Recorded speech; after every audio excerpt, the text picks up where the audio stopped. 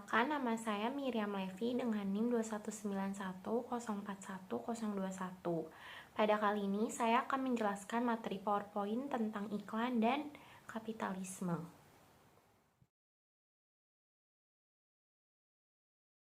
Kapitalisme menurut para ahli. Menurut Max Weber, kapitalisme adalah suatu kegiatan ekonomi yang ditujukan pada suatu pasar dan dipacu untuk menghasilkan laba dengan adanya pertukaran di pasar.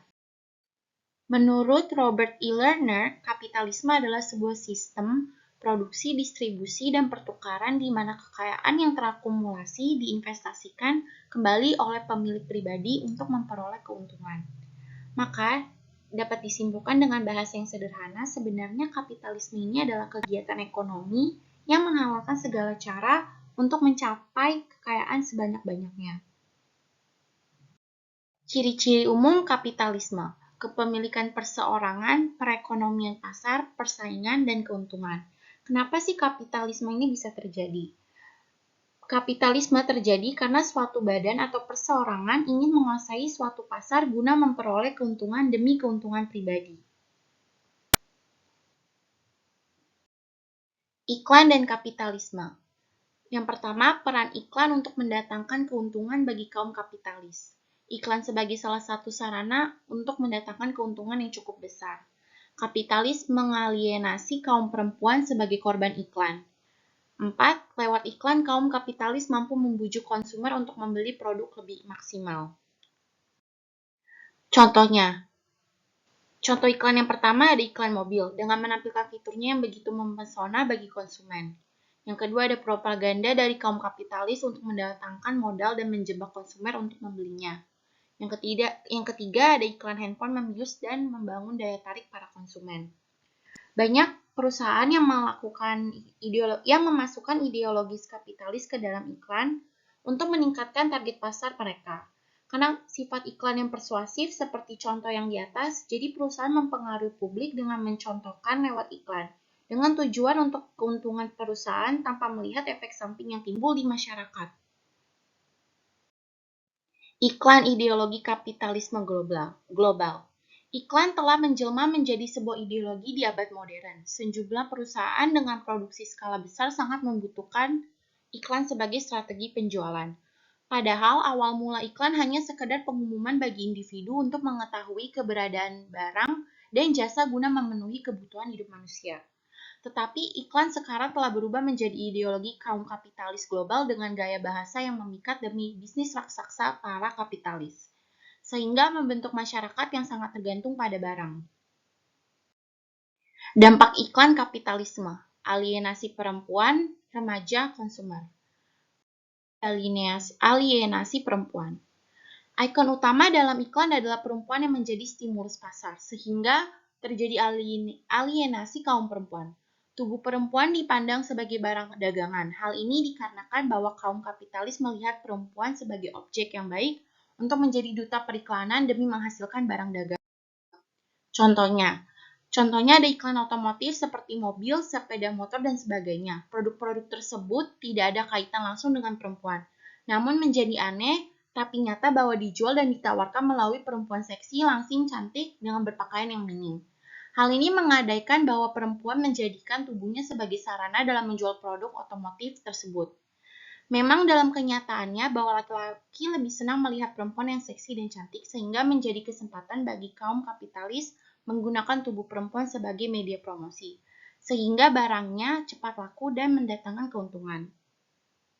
Maka dari itu, kita bisa melihat kalau misalnya kaum kapitalis ini melihat perempuan hanya sebagai suatu objek untuk menarik pasar dalam kegiatan promosi.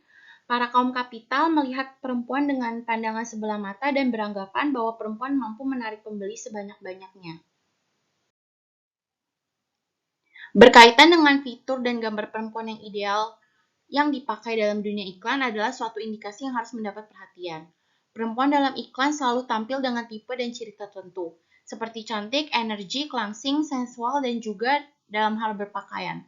Perempuan iklan lebih senang memakai pakaian yang seksi dengan model tertentu. Perempuan yang seksi dalam iklan telah mengalienasi perempuan yang lain, karena perempuan yang lain diperbudak doktrinasi kecantikan yang diciptakan pasar. Akibatnya, para perempuan yang lain berlomba-lomba mencantikkan diri dengan membeli kosmetik yang mahal supaya terlihat seperti wanita yang ada di dalam iklan. Yang kedua ada remaja. Dalam kehidupan keseharian, kaum remaja mengungkapkan jati dirinya lewat barang-barang yang dia miliki. Kaum remaja merasa percaya diri ketika memiliki handphone yang baru atau lebih bagus dari yang lain. Tetapi di balik semua itu bahwa dirinya diperbudak oleh keinginannya, karena apa yang dia butuhkan semata-mata hanya demi kesenangan psikologisnya. Maka di sini kaum muda diperbudak oleh iklan kaum kapitalis. Berarti kita bisa melihat kalau misalnya kaum kapitalis ini mempropagandakan kaum remaja lewat iklan untuk memakai atau membeli barang-barang yang mahal untuk mendapatkan validasi sosial dari lingkungannya. Dan yang ketiga ada konsumer. Masyarakat yang hidup di zaman kapitalisme global adalah masyarakat konsumen.